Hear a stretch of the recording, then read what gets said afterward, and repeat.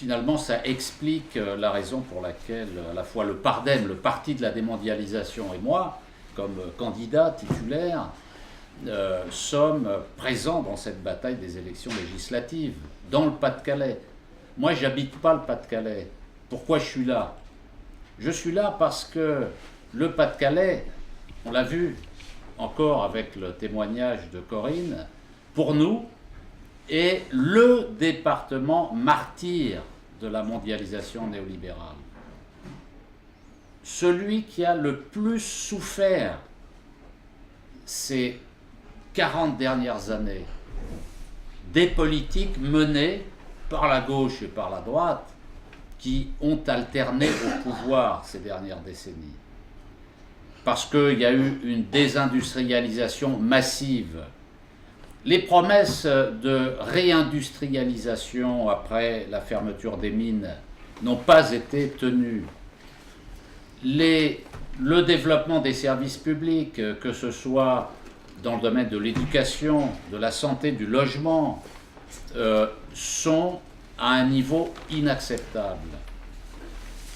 C'est d'autant plus paradoxal que le Pas-de-Calais est une terre dans laquelle est né le mouvement ouvrier. Le mouvement ouvrier a eu une histoire particulière dans le Pas-de-Calais, dans les mines, dans la métallurgie, dans le textile. Et ce mouvement ouvrier, aujourd'hui, a été considérablement affaibli, quasiment éliminé, détruit. Qu'il s'agisse d'ailleurs des deux branches du mouvement ouvrier, enfin des deux branches politiques, j'entends, parce que le mouvement ouvrier, c'est plusieurs choses. C'est d'abord le mouvement syndical, qui a été considérablement affaibli, lui aussi, dans ses différentes composantes. C'est les collectivités locales dirigées par des élus issus des partis de gauche, qui ont été largement banalisés dans leur gestion. Et au bout d'un moment, on ne faisait plus la différence entre une gestion de droite et une gestion de gauche. Sans parler de la corruption, sans parler des magouilles d'un certain nombre d'élus qui ont contribué à discréditer à la fois la politique, la gauche, et qui ont favorisé l'émergence, le renforcement de forces politiques néfastes. Et puis les deux branches politiques du mouvement ouvrier, les branches qui avaient pour but de traduire politiquement le mouvement ouvrier. La branche réformiste, comme on l'appelle, avec, disons, le Parti socialiste, et la branche révolutionnaire, avec principalement le Parti communiste. Tout ça est terminé, c'est fini. On le voit d'ailleurs avec l'élection présidentielle. Au premier tour, ce qu'ont fait les citoyens, ils ont balayé les deux grandes forces politiques qui se passaient le pouvoir, le PS et les Républicains. Et pour le Parti socialiste, qui a été là considérablement démoli, et heureusement, plus vite le Parti socialiste disparaît, mieux ça vaut. Et n'ayons pas d'illusions, le Parti socialiste, enfin le courant réformiste va se réorganiser d'une manière ou d'une autre, ça ne fait aucun doute. Mais ça restera la même chose. Les réformistes ont trouvé une parade qui semble fonctionner. Parce que les socialistes, sociodémocrates, travaillistes portent la responsabilité des politiques néolibérales, des politiques d'austérité en Grèce, en Italie, en Espagne, au Portugal, en France. Ce sont eux, avec la droite, qui ont cette responsabilité. C'est tout à fait logique que les citoyens les rejettent. Et ils ont trouvé une belle parade avec Macron, parce que Macron, c'est le rêve, finalement, des réformistes.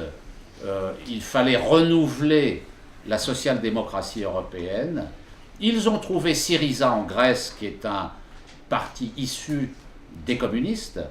Ils ont trouvé Macron, qui est une opération sophistiquée comme on n'en a jamais vu, à l'origine de laquelle il y a les dirigeants socialistes et François Hollande. C'est d'ailleurs la seule chose qu'il ait réussi.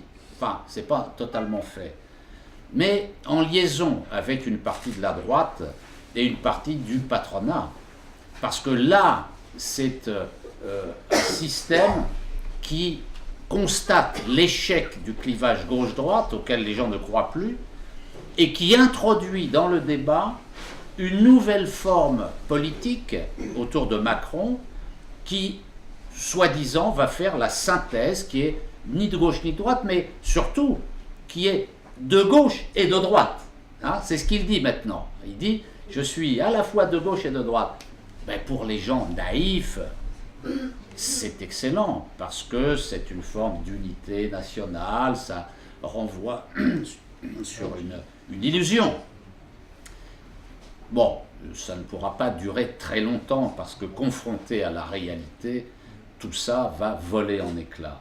On ne sait pas encore qui va ramasser la mise, mais ce ne sera certainement pas les forces qui se présentent aujourd'hui dans l'opposition, certainement pas M. Mélenchon et ses amis de France Insoumise, parce que le flou de leurs propositions ne permet pas de construire une force cohérente qui combat, d'abord sur le plan des idées, le système dominant. J'en veux pour preuve une expérience que chacun peut faire. Demander à des militants de la France Insoumise si M. Mélenchon ou si la France Insoumise veut sortir de l'Union européenne et de l'euro. Posez cette question à plusieurs militants. Moi, je l'ai fait. Vous allez avoir des gens qui vont dire « mais bien sûr, Mélenchon, c'est un type qui est hyper malin, hyper intelligent, parce qu'il fait semblant d'être imprécis sur le sujet, pour ne pas faire peur, de façon à ce que l'électorat socialiste, qui est son objectif, M. Mélenchon ne s'intéresse pas à l'électorat populaire. S'il s'était intéressé à l'électorat populaire, il aurait été au deuxième tour. S'il n'est pas au deuxième tour, c'est parce que c'est un politicien qui traite, qui réfléchit en termes de magouille électorale. Et il a ciblé l'électorat du PS.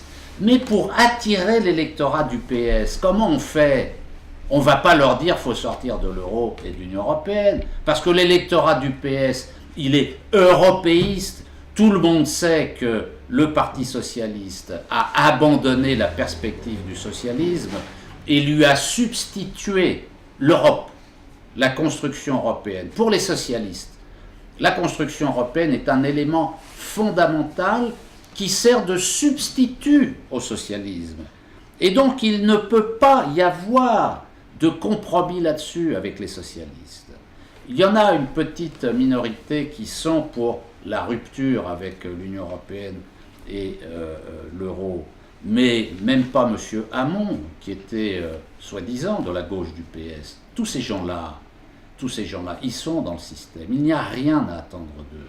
Même s'ils se présentent sous des atours différents, ils restent fondamentalement dans le système. Et donc, quand on essaie de capter les voix de ces gens-là, on est obligé de rester dans un certain flou pour ensuite les surprendre, pour les manipuler. Mais ça ne marche pas. Si Mélenchon s'était préoccupé du sort des chômeurs, des ouvriers, des employés, des petits paysans, en leur parlant des problèmes les plus importants, le chômage, les questions de services publics, de sécurité sociale, les questions d'immigration, il aurait eu une chance majeure, non seulement d'être au deuxième tour, mais d'être en tête.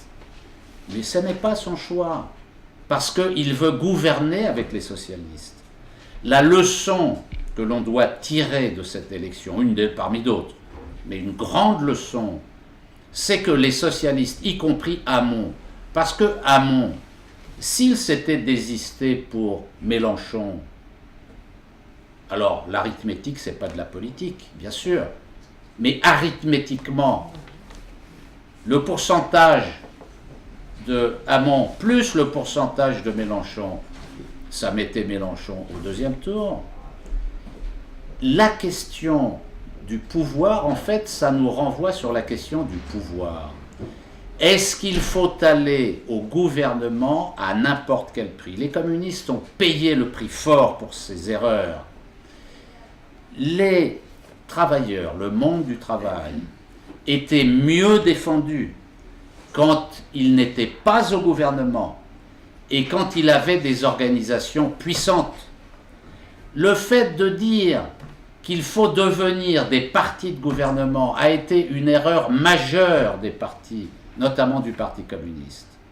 Parce qu'on ne peut aller au gouvernement que pour changer radicalement les choses. Sinon, on se fait emporter, on se fait noyer.